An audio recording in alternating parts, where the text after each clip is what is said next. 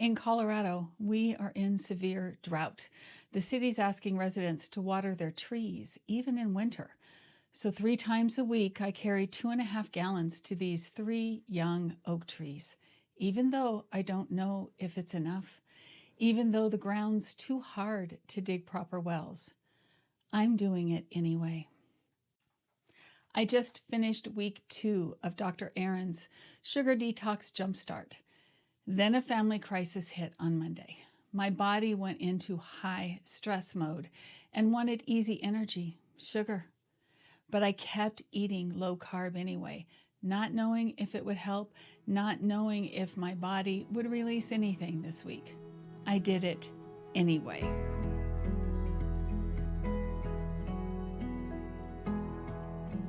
Today I'm fine, better than fine. But earlier this week, not so much. The good news, after 14 days detoxing from sugar, my clothes fit better, chronic pain is down, bloating is gone, and despite the crisis, I'm less anxious. But my life as a caretaker comes with challenges. I can't control the chaos around me or the choices that others make. On Monday night, the ground I'd worked so hard to keep stable felt like it was crumbling. My heart pounded, my hands shook, and all I wanted was sugar to calm the panic. In the old days, all the decades before starting this eating practice 5 months ago, I would have barreled through this stress, ignored what my body needed, and pushed harder. But not this time. My body has taught me in the last 5 months that she needs to feel safe in order to burn excess fat. So I stepped back. I did only what was necessary to handle the crisis and stay on track. Nothing else. The doubts screamed, how can I continue this way? Don't I need more strength? Am I going to fail again? Somewhere deeper than the fear, a quiet dare rose up. What if you don't have to keep up with the doubts? What if a still mind already knows how to navigate through them? Just like I water these oak trees, not knowing if it'll help, I decided to give my body what she needed: rest, nourishment, and trust, not knowing if the scale reward me. And here's the context. I was under major stress. I was eating real nourishing food daily, low carb, but I wasn't fasting. I was eating. In the back of my mind, I'm wondering, is this a recipe for disaster? Let's see.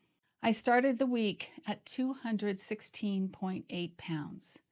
I ended it this morning at 215.7 pounds. My body released 1.1 pounds. This week, stress week.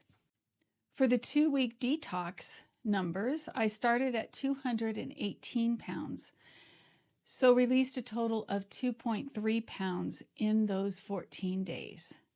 But that's not all, butterfly friends. This week gifted me a major milestone. So calm and natural, I wouldn't have noticed it if Happy Scale hadn't reminded me. My body is now over 20 pounds lighter than she was when she started 23 weeks ago. I carry this hand-stamped tracker on my keychain, something I handle every day, so I feel it and I hear it.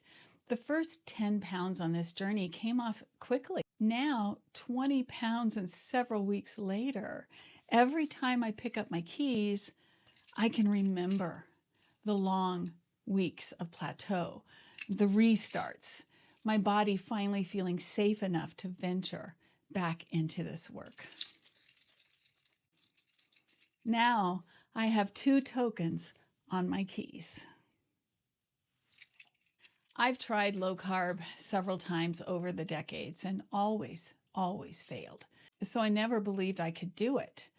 But Dr. Erin's Sugar Detox Jumpstart taught me how in just 2 weeks. Not just how to start, but how to keep going and using it as my primary tool alongside intermittent fasting. She runs these Jumpstarts most months. The next one starts early in February 2026. I'll be doing another round myself, plus her time-restricted eating challenge. Links are below if you want to join me. Please join me. Full disclosure, it's an affiliate link, so I receive a small commission at no extra cost to you. And her pricing is very reasonable. I only recommend programs that have actually worked for me and that I trust. I've also linked a quick sheet showing how much hidden sugar is in meals we eat all the time. So when I see you next week, butterfly friends, I fully intend to be closer and closer to that 210 mark.